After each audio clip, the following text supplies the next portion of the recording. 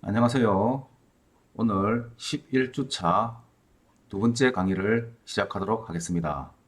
오늘은 여러분들이 시험을 치기 위한 그 준비 과정으로서 꼭 시험에 나올 만한 것들만 오늘 요약해서 여러분들께 말씀드리도록 하겠습니다. 그래서 오늘 하는 이 영상을 잘 듣고 여러분들 또 수시시험에 준비를 하시면 되겠습니다. 자, 수시시험에 딱 나올 만한 것만 제가 문제 유형별로 해가지고 설명을 드리도록 하겠습니다. 자, 오늘 첫 번째 1번 문제입니다.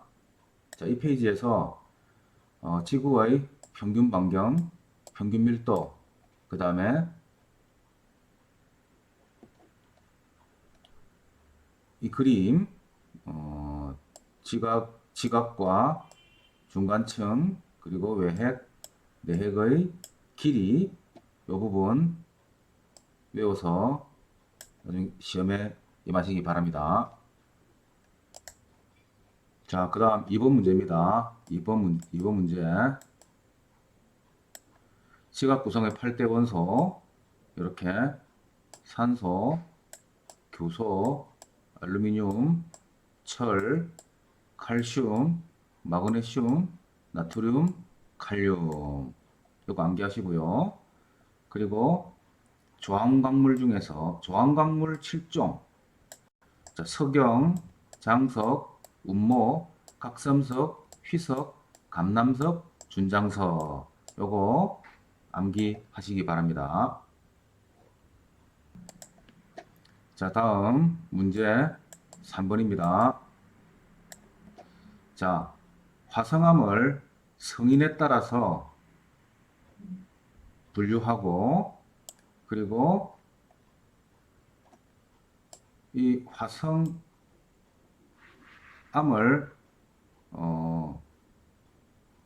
생성 원인과, 그래서 이 화성암이 분류가 관이암과 분출암으로 나눠지고, 분출암은 다시 심성암과 반심성암으로 나눠지죠.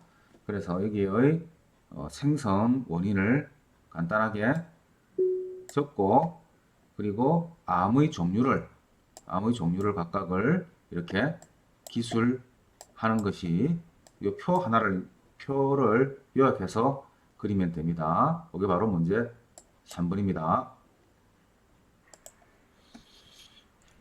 그리고 이렇게 산성암,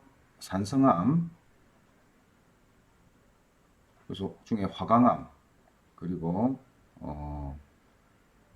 반암, 석영 반암, 장석, 유문암, 분출암입니다. 그리고 또 중성암, 염기성암, 각각 염기성암의 종류, 중성암, 아까 좀 전에 문제하고 연결되는 것이지만 이렇게 암의 이 모양을 이렇게 내놓고 이 암의 종류를 말하시오, 이렇게 내가 문제를 내고 싶은데 도저히 시험에서는 이걸 낼 수가 없어서 나중에 요거는 실제로 여러분들과 이걸 한번 테스트하는 시간을 가지도록 하겠으나 이번 그 문제는 내지를 않겠습니다. 그다음도 퇴적암이죠. 퇴적암. 자, 퇴적암의 종류도 이렇게 쭉 소개를 했었습니다. 자, 이것도 문제를 내기가 애매해서 다 패스를 하겠습니다.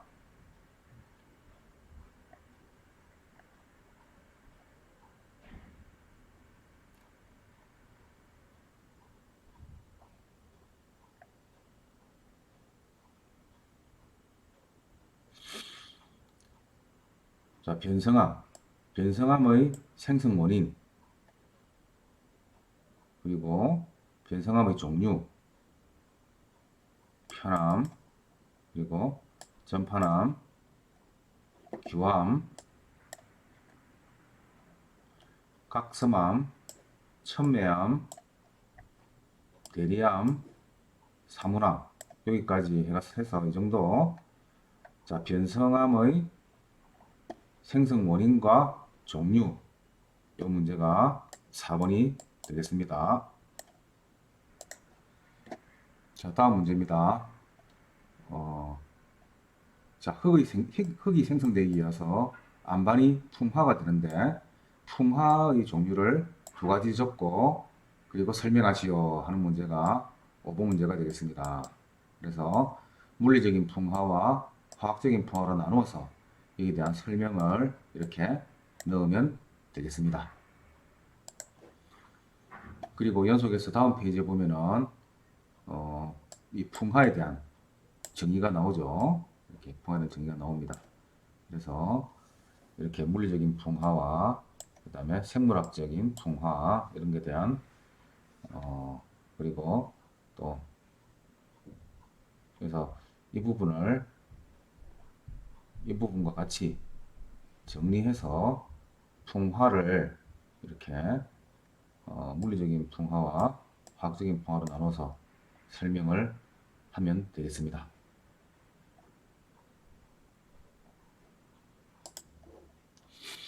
자, 다음은 여러분들이 도어에 들어가서 강의 자료에 들어가면은 지금 강의 자료에서 방금 이제 수업을 한 게 1장 집안의 구성입니다. 1장 집안의 구성 파워포인트였고 2장 집안의 생성과 분류 여기에 들어가면은 지금 영상 강의 참고 자료가 있죠. 자, 이 내용으로 해서 다시 계속적으로 6번째 문제를 말씀드리도록 하겠습니다. 자, 챕터 2에서 제일 중요한 코어의 채취율과 코어 회수율이라고 하죠. TCR입니다. RQD, 요 두 개의 RQD는 정의를 알아야 됩니다. 1m 중에 포함된 10cm 이상의 봉상 코어의 비율, 이들 봉상 코어의 길이의 합을 10cm, 100cm로 나눈 값이다. 이렇게 해놨죠. 그래서 여기에 대해서 구하는 방법을 이렇게 제가 아주 잘 이렇게 설명을 해놨습니다. 이 문제가 6번 문제입니다. 자, RQD와 TCR의 정의와 이해 이것이 6번 문제가 되겠습니다. 자, 똑같습니다.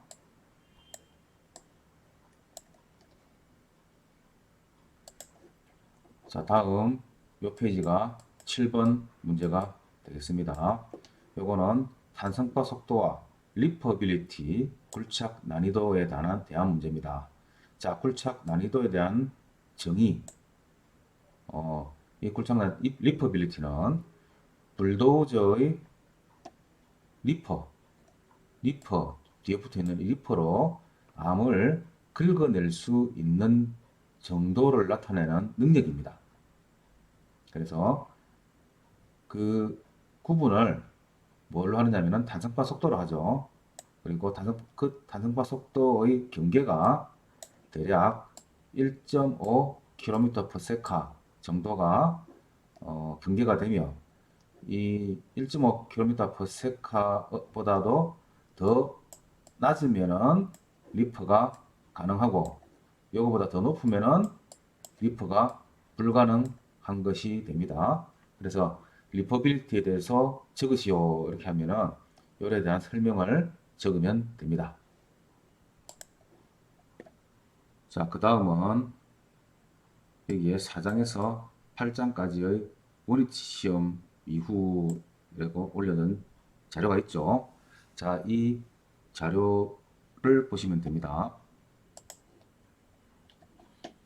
자, 다음 8번 문제입니다. 자, 원위치 시험이라 8번 문제입니다. 샘플링 시료를 사용하는 각종 시험과의 비교를 위해서 행해지는 것이다. 넓은 의미로는 물리 탐사 및 각종 검측류, 사운딩 및 공내에서의 제하시험 및 평판 제하시험, CBR 또는 지하수 조사, 그래서 현장 투수 시험, 양수 시험, 지하수 검증 기타 모형 현장 실험을 가리킴. 자, 그리고 그 안에 또 문제가 하나 더. 사운딩이란 롯 등의 부착한 저항체를 지중해 관입, 삽입해서 관입, 회전, 인발 등의 저항으로부터 지층의 성상을 탐사하는 것. 요게 두 개가 8번 문제가 되겠습니다. 기사시험에서도 잘 나오는 문제죠. 자, 다음 9번 문제입니다. 자, 표준가립 시험, 이게 안 나올 수 없죠. 표준가립 시험에 대해서 정의, N치란 63.5kg의 해머를 70% 높이에서 자연학화시켜서 표준가립용 샘플러를 3cm 관입시키는 데 필요한 타격 횟수. 이게 정의입니다. 이게 문제 9번입니다. 그래서 이 정의를 적고 그 다음에 이 시험을 종료하는 방법 세 가지가 있습니다. 종료하는 경우 세 가지. 자, 다음 같은 경우에는 시험을 종료한다 이렇게 되어 있죠. 자, 이때 종료하는 방법 세 가지. 50회 이상의 수 타격에도 150mm 관입이 안 될 때, 100회 타격에 300mm 관입이 안 될 때, 연속 10회 타격에도 관입이 안 될 때, 이 세 가지 같이 적어주는 것이 요게 문제 9번이 되겠습니다. 또한 이 표준관입 시험의 적용 범위를 만약 적으시오 하면은 N치가 50 이하인 큰 자갈을 제외한 모든 흙에 적용이 된다. 지름 1cm 이상의 자갈층에서는 곤란하다. 특히 연약한 점토나 피트에서는 곤란하다 하는 요 세 가지를 또 적으시면 되겠습니다. 여기까지 해서 전부 9번 문제입니다. 다음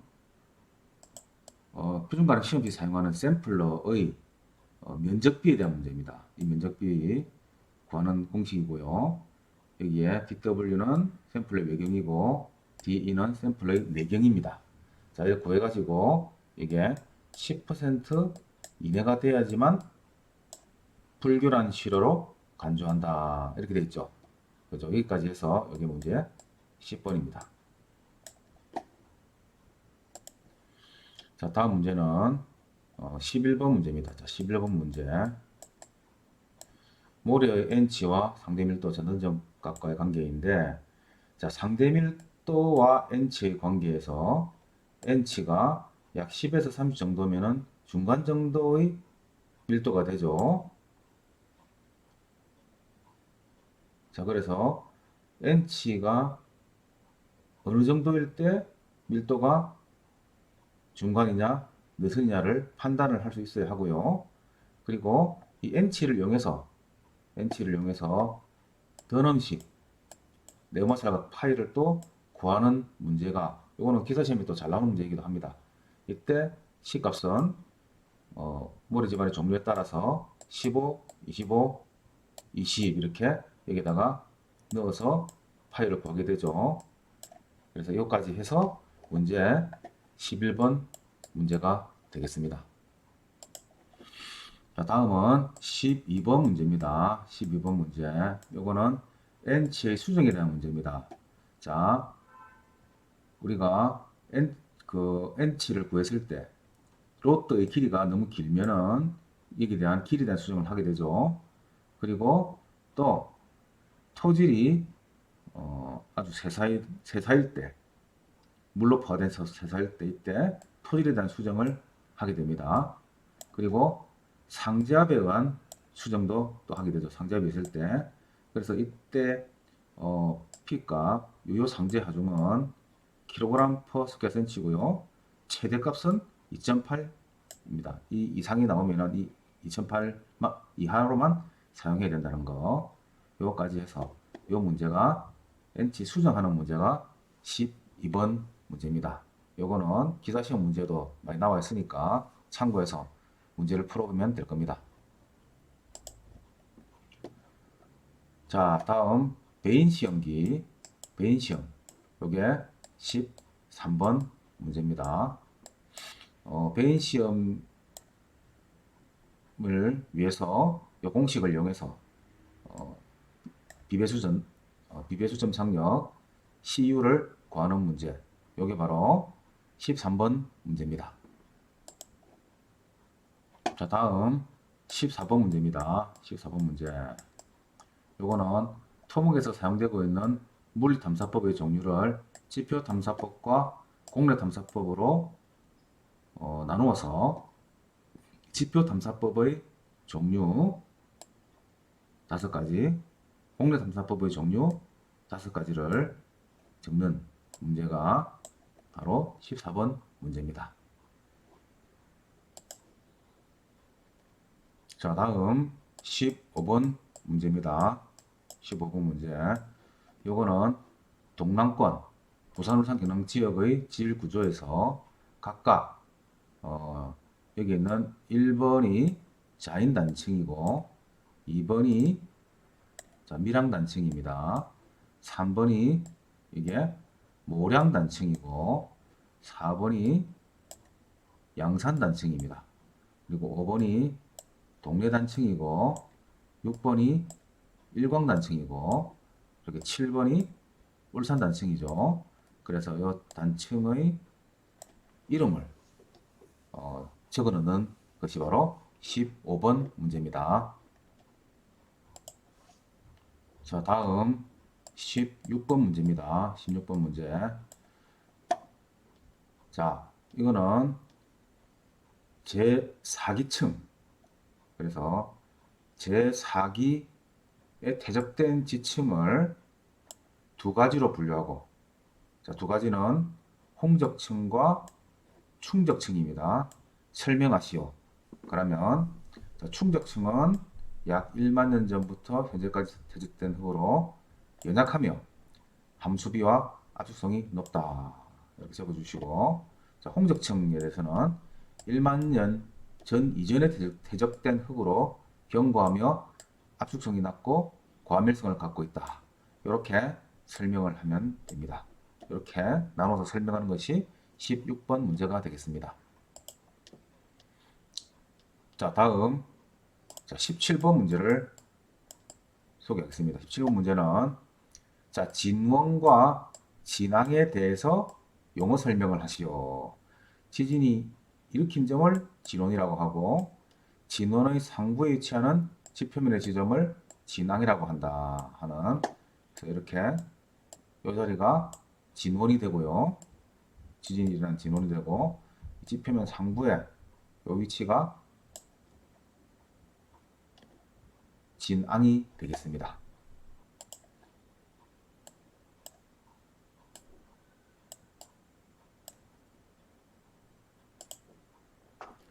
자, 그리고 지진을 설명하는 것에서는 진도란 게 있었죠. 진도. 자, 지진이 일어나면은 진원에서 가까운 곳에서는 강하게, 먼 곳에서는 약하게 진동을 느낄 수 있는데, 이러한 지진동의 크기를 나타내는 수치를 진도라고 하죠. 자, 그리고 이 진도가 위치에 따라 다 다르기 때문에 이 진도의 문제점을 해결하기 위해서 리터라는 사람이, 미국의 리터라는 사람이 이렇게 규모, 지진의 규모에 대해서 설명을 했습니다. 그래서 이거를 리터 척도라고 하죠. 또는 지진의 규모, M, 매그니튜드라고 설명을 하고 이 식으로 나타내는데, 이 리터가 왜 이러한 리터 규모를 만들었는지를 설명하는 만화도 제가 소개를 했었습니다. 자, 이분이 리터입니다. 예.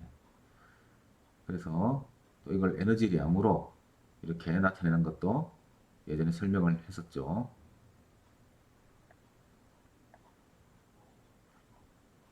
또 TNT 규모로 설명하는 것도 이야기를 했었습니다.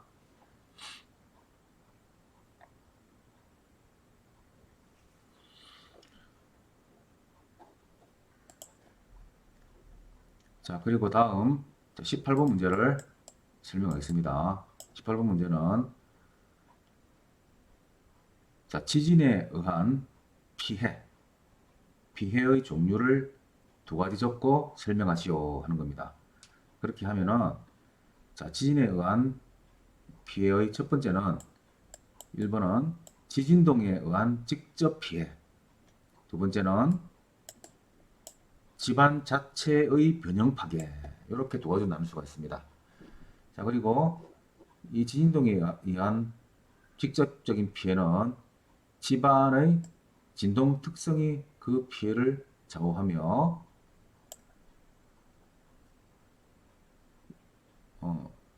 뒤에 또 일반적으로 경경한 안반에서는 탁월 주기가 짧고 순간적으로 큰 가속도가 가해지는 데 대해서 연약 집안에서는 반대로 된다 하는 설명까지는 안 적어도 되겠습니다. 그리고 집안 자체의 변형 파괴에 대해서는 이렇게 지진동에 의해서 집안을 파괴하는 사질 집안의 액상화, 점토 집안의 분리 현상, 그리고 지각의 원인으로 된 지각의 일부 파괴는 지진 단층, 그리고 진동에 의한 사명 붕괴, 이것들을 이렇게 설명으로 넣으면 되겠습니다. 그래서 지진에 의한 피해의 종류를 두 가지로 나눠서 설명하라. 이렇게 하면은 이 두 개를 적고 각각 설명을 하면 되겠습니다.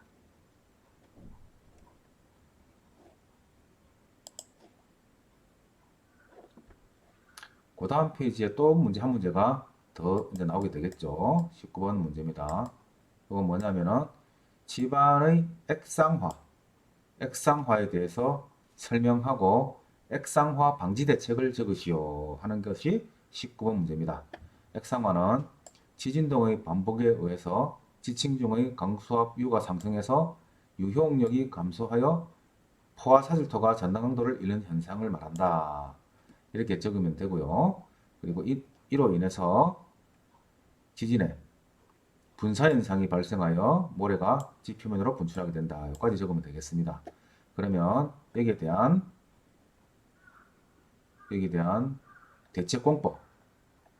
대책공법은 쭉 넘어가시면은 액상화에 대한 예전에 설명했던 것들이 쭉 나오죠. 기억이 날 겁니다. 수업 시간 했던 것들이.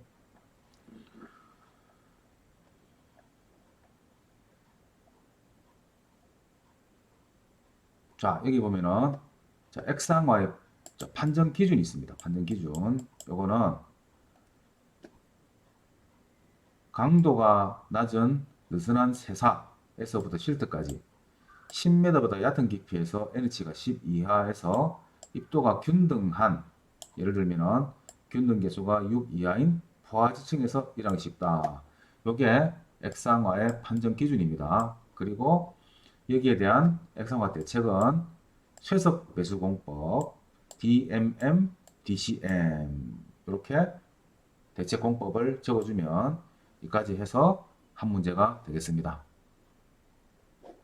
이 쇠석 배수공법에 대한 설명과 또 DCM, DMM에 대한 이러한 또 설명도 여러분들이 꼭 봐주시기 바랍니다. 요거는 방금 이 문제와 같이 외워줘야 될, 액상어와 같이 외워줘야 될 그러한 공법에 대한 설명이 되겠습니다. 자, 그래서 지금 이렇게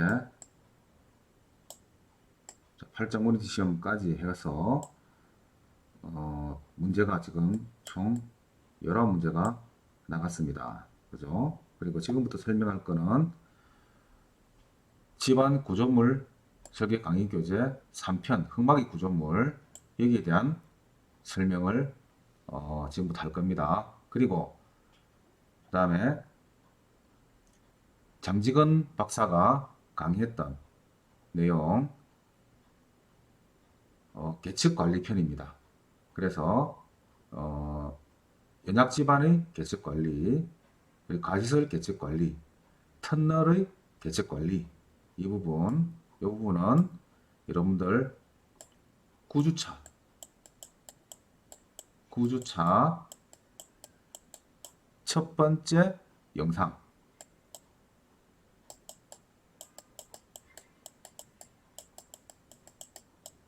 영상에서 여기에 대한 문제 풀이 영상이 있습니다. 그래서 이러한 이 문제 풀이 영상을 여러분들이 보시면은 여기 계측에 대한 문제가 전부 설명이 되어 있으니까 그거를 여러분들이 또 보셔서 거기서 나오는 예상 문제 중에서 문제를 출제할 테니까 그 예상 문제를 보고 또 공부하시기 바랍니다. 자, 지금부터는 여기 가장 최신에 올라온 3편 흑막의 구조물에 대한 설명을 하겠습니다. 자, 이 3편 흑막의 구조물 편에서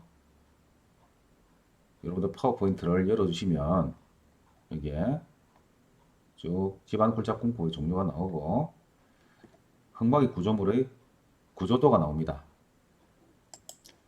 자, 이 구조도에 보면은 H파일 토르판의 모습이 이렇게 나오고요. 이렇게 H파일을 꼽고 토르판을 꼽은 그 다음에 강널말뚝 시드 파일이라고 하죠. 이 모습이 나오고요. 그 다음에 CIP 나오고 SCW가 나오고요. 또 자연석벽이 나옵니다. 이게 결국은 전체 우리가 벽체공법의 종류입니다. 자, 이 벽체공법의 종류에 따른 장점과 단점 그리고 안정성에 대해서 여러분들이 공부를 해서 어느 정도 정리를 해서 이렇게 표로 이렇게 그려서 답을 적는 이 문제가 20번 문제입니다. 조금 양이 많고 어려울 수는 있지만 꼭 필요한 것이기 때문에 이 장점과 단점 그리고 안정성에 대한 이 표를 전체적으로 여러분들이 공부를 해서 암기를 해 오시기 바랍니다. 자, 다음은 21번 문제를 여러분들께 소개를 하겠습니다. 21번 문제. 요거는 흑막이 집어 공법을 비교한 것으로서 버팀대 스트라트 공법과 집안앵커 공법과 소일 네일링 공법을 비교를 한 표입니다. 자, 여기 보면은 개요, 각각의 개요가 있고 장점이 있고 단점이 있죠. 이 버팀대 공법은 굴착 벽체 사이를 버팀포로 지지하여 토합에 저항하는 구조다.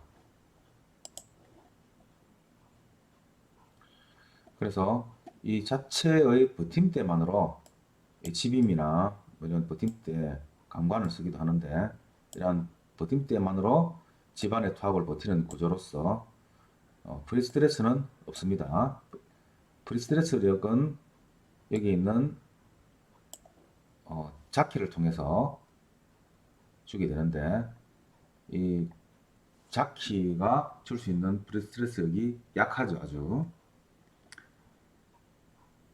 시공시 지작물 보호가 가능하고 문제 발생 시 구조체의 유관 관찰이 용이하고 시공실족이 가장 많은 범용적인 공법이다 하는 장점이 있습니다. 단점은 터파기 형상, 지방고의 차이에 영향을 받고 편토합에 그러니까 한쪽은 토합이 높고 한쪽은 토합이 낮은 이런 경우에는 상당히 불리한 그런 구조로 되어 있습니다. 터파기 면적이 또 대규모일 때는 부적합합니다. 이 버팀포 사이의 이 지보재 사이의 벽체의 간격이 아주 길 경우 이게 한 50m만 넘어가면은 이 버팀대 공법을 사용하기가 어렵습니다. 공정이 상대적으로 복잡하고 또 상당한 공기가 요구되고 또 가장 큰 단점은 이 버팀포로 인해 가지고 장비가 주행하기가 어려운 그러한 또 단점이 있죠. 그 다음 집안앵커 공법을 보시면 집안앵커는 프리스트레스력으로 집안을 억제하는 공법이다 이렇게 되어 있습니다.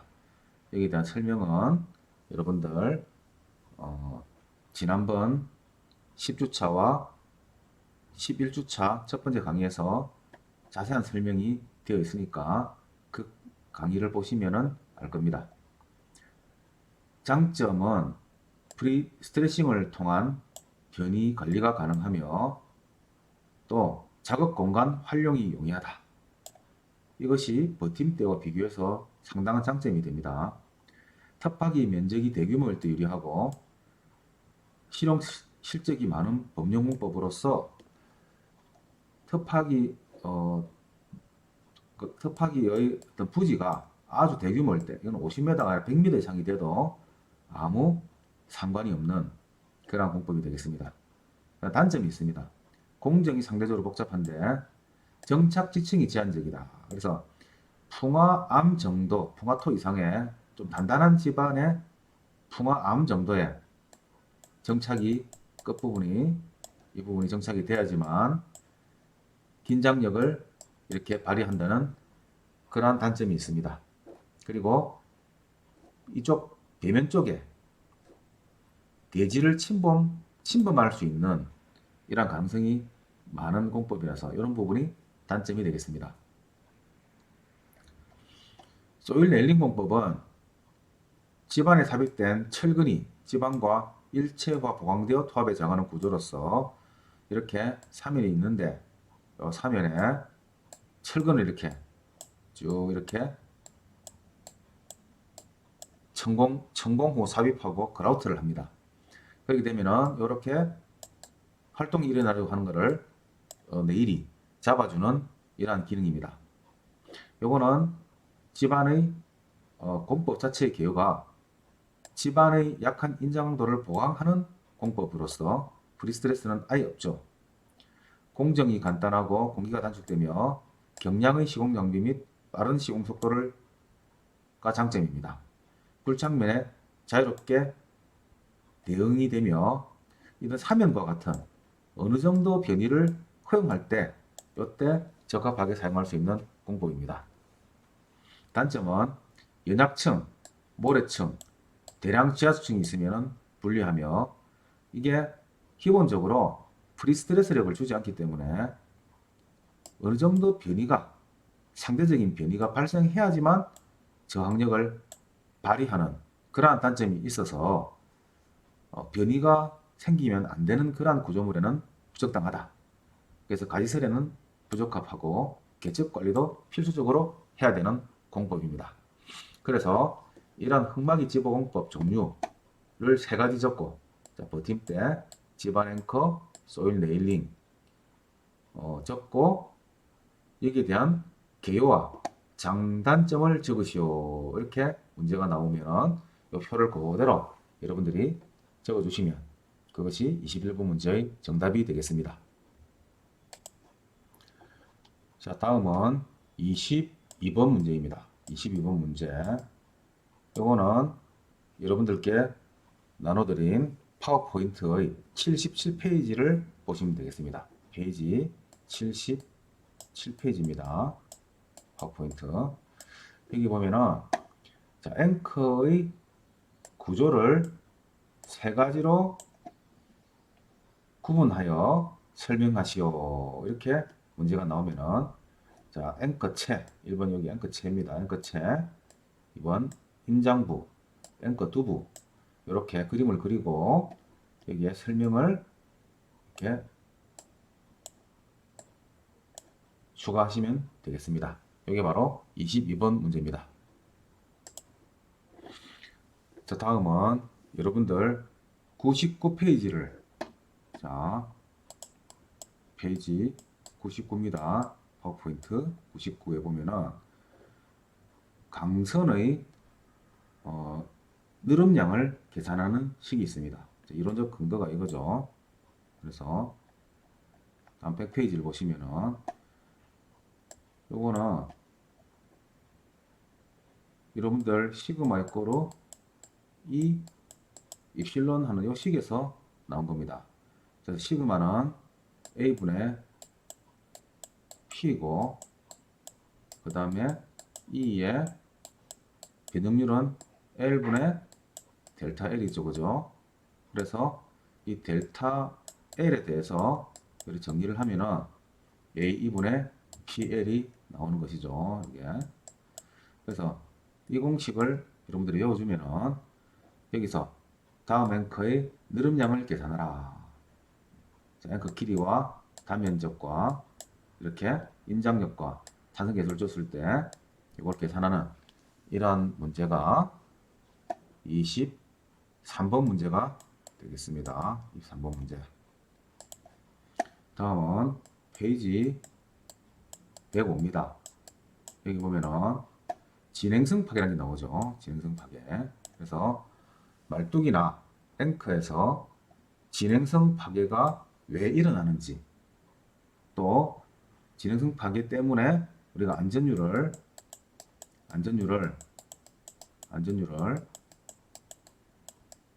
3을 쓰는 이 말뚝에서 또는 앵커에서 안전율 3을 쓰는 이유, 이러한 것들을 여러분들께서 찾아서 또 여러분들 앞에 여러분들 영상에 보시면은 이 부분에 대한 설명이 잘 나와 있으니까 여기에 대한 진행성 파괴에 대해서 적으시오 이렇게 하면은 요 설명을 적는 게 여러분들 문제의 23번 문제가 되겠습니다. 24번이죠. 그죠? 예, 24번 문제가 되겠습니다. 자, 지금까지 지금까지 배웠던 문제 중에서 24문제 정도를 예상 문제로 여러분들께 소개를 하였습니다. 자, 이 24문제 중에서 총 50점 만점으로 해서 6문제 내지 7문제를 낼 예정입니다.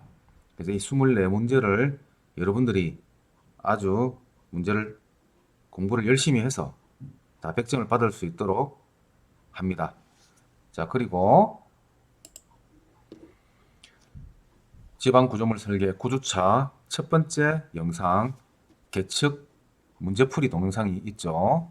자, 이 영상을 보시면 이 영상에서 여러 문제가 쭉 예상 문제가 나오고 설명이 나옵니다. 자, 거기서 연합지반 계측에서 3문제가 출제가 될 거고요. 흙막이 계측에서 2문제, 터널 계측에서 또 2문제, 이렇게 총 7문제가 50점 만점으로 출제될 예정입니다. 그래서 여러분들은 이 2 영상만 보시고 공부를 하면은 아마 여러분들이 이번 시험 치는데 큰 문제가 없을 것으로 생각이 됩니다. 여러분들, 그래도 여러분들의 부담을 줄여주기 위해서 문제를 추려서 오늘 소개를 하니까 꼭 이 부분은 공부를 하셔서 이 시험을 잘 칠 수 있도록 여러분들 노력하시기 바랍니다. 이상으로 오늘 수업을 마치도록 하겠습니다. 수고 많았습니다.